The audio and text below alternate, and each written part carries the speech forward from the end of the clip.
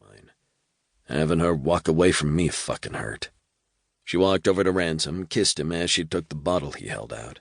I wasn't about to be left out because I was too low on fluids. Fuck Ransom. He laughed at me as I stole the bottle he'd just opened. I tipped it towards him in a toast. Just as he leaned down to get another bottle for himself, a wash of heat and desire flooded through the room. I almost choked on the mouthful of water. Kiema's eyes widened, her head still tipped back. She flicked her gaze to me as she guzzled the water. Two matching streams of water slid from the corners of her mouth. They slid down her neck right where I was going to put my tongue on her skin. I tipped my head back and chugged the water down. Out of the corner of my eye, I saw Ransom doing the same thing. Another wave of burning lust swept over us. I shivered. When I looked at Kiema again, her eyes were completely silver. No iris, no cornea. All silver, corner to corner. I stilled. She tossed the empty water bottle over her shoulder and walked a few steps over to me. Her hips had a distinct swish as they moved side to side. I worked to keep my gaze on her face. "Saint." She stopped directly in front of me, licked her lips. She pulled the bottle from my hand. Tossing it over her shoulder, it landed on the floor next to hers. "You know those rules you were talking about before?" I nodded. I couldn't seem to get my voice to work. "I think we're going to need those."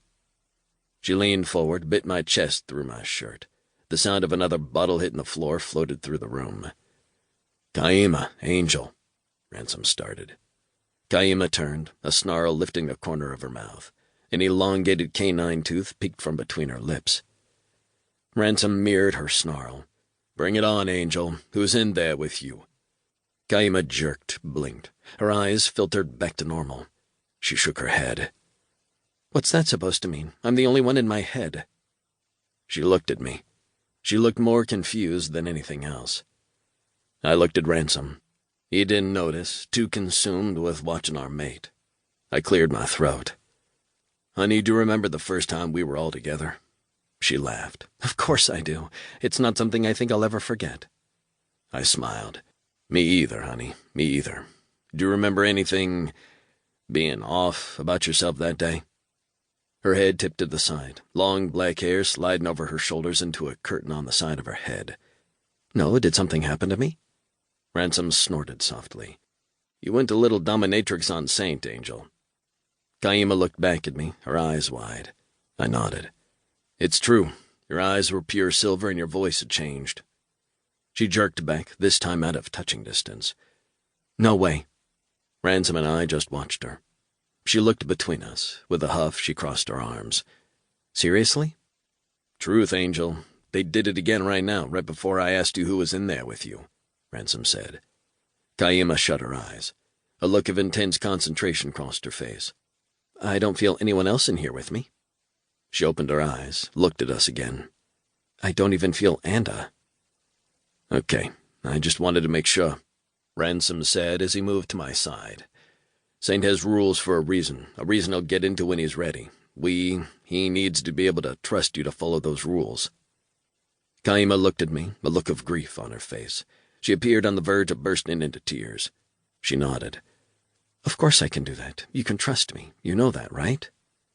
An arctic blast blew through me. I nodded at her even as I shivered. This time the shivering had nothing to do with sex or desire. I rubbed my hands up and down my arms. "Do you guys feel that?" Kiema and Ransom looked at me.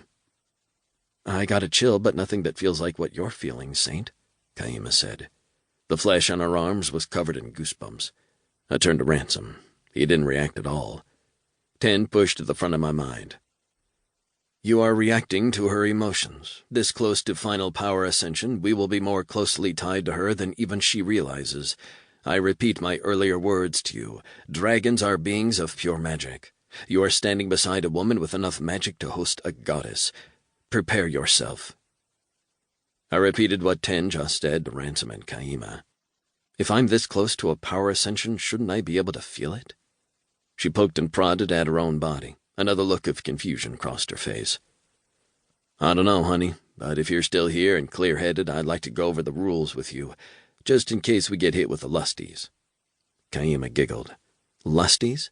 Channeling your inner Asher?" I nodded, enjoying her laughter. "Sure, Saint.